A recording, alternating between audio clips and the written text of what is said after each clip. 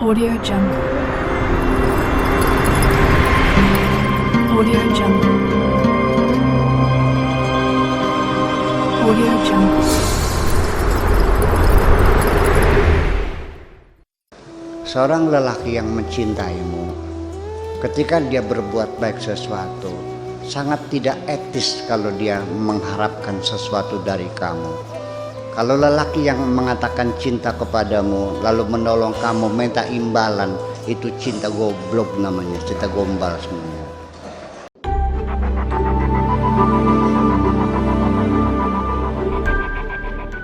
Ketika setelah engkau berbuat baik, lalu pada saat yang lain Anda membutuhkan bantuan kepada orang yang dulu pernah engkau baik, ternyata ketika dia tidak bisa berbuat baik kepadamu, lalu engkau menyesal karena dulu pernah menolong dia, itulah kekecewaanmu. Itu pertanda bahwa dulu yang kau lakukan bukan untuk Allah. Jangan berharap dibayar oleh Allah.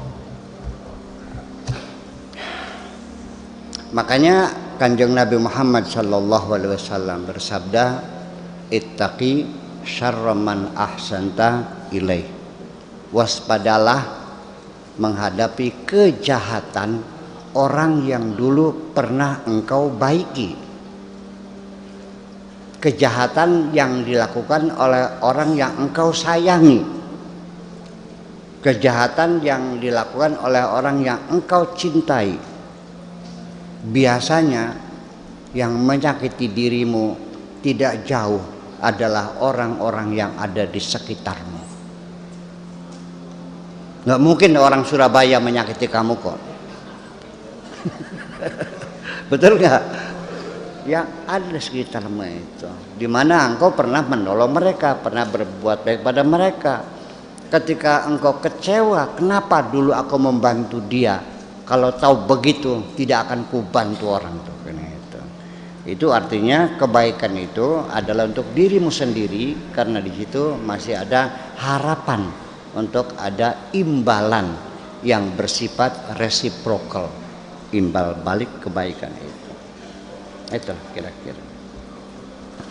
Kecewa kan? Jadi kalau begitu, kesimpulan saya, penderitaanmu itu berawal dari kebaikan-kebaikanmu juga. Betul enggak? Semakin banyak berbuat baik, engkau semakin banyak kecewa. Kalau bukan untuk Allah. Tetapi kalau untuk Allah, engkau akan mendapatkan kebahagiaan yang luar biasa. Kebahagiaan yang kau dapatkan karena engkau bisa menyenangkan orang lain, bisa membahagiakan orang lain. Orang lain merasa bahagia dibantu, kebahagiaan dunia. Tapi engkau merasa bahagia bisa membahagiakan orang lain, kebahagiaanmu itu adalah aroma sorga. Di dalam lubuk hatimu yang paling dalam, napasmu menjadi lega, badanmu menjadi sehat, tidurmu lelap, makanmu lahap, badanmu sehat, rizkimu lancar, suamimu sayang, anakmu lucu-lucu. Itu. Nah, itu para nabi, para rasul tidak minta imbalan dari manusia. Mereka hanya mengharapkan imbalan dari Allah. Adapun saya sudah lagi tidak pernah berpikir meminta imbalan apapun dari Allah, karena kita merasa malu. Imbalan apa lagi? Kenikmatan Allah berlimpah ruah dan saya tidak pernah membayarnya kok. Apalagi kepada Tuhan yang menciptakan dirimu, yang memfasilitasi dengan segala kenikmatan dari angin, udara, oksigen dan sebagainya, mata, telinga, kepala, kaki yang diberi gratis, ya kan? Sangatlah tidak layak untuk meminta imbalan. Ibumu saja yang hanya tugasnya menyusui dan menyebokin kamu, juga tidak layak disuruh oleh ibu engkau minta upah kepada ibumu itu. Padahal tugas ibu hanya nyusui dan nyebokin, tidak membuat dirimu. Ibumu tidak sengaja membuat kamu itu.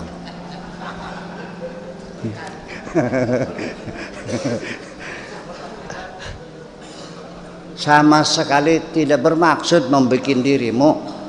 Dia ingin bersenang-senang sendiri kok. Dan engkau lahir di dunia hanyalah akibat dari.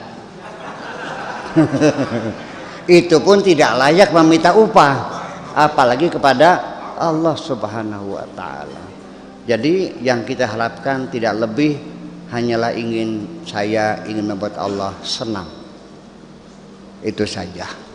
Ya, dan mohon ditampi, mohon diterima. Itu pun satu kebahagiaan yang terhingga ketika amal kita sekecil apapun Allah terima. Itu aja. Sebab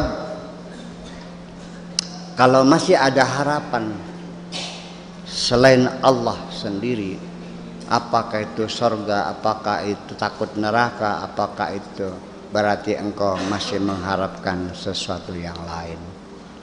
Ya, oleh karena itu maka satu pendorong motivasi kita untuk berbuat kebaikan apapun tidak lebih just because I love you, karena aku mencintaimu. Betul enggak? Seorang lelaki yang mencintaimu, ketika dia berbuat baik sesuatu, sangat tidak etis kalau dia mengharapkan sesuatu dari kamu. Kalau lelaki yang mengatakan cinta kepadamu lalu menolong kamu minta imbalan, itu cinta goblok namanya, cinta gombal semuanya. Karena orang cinta itu tidak pernah meminta imbalan apapun, kecuali hanya ingin melihat yang dicintainya bahagia.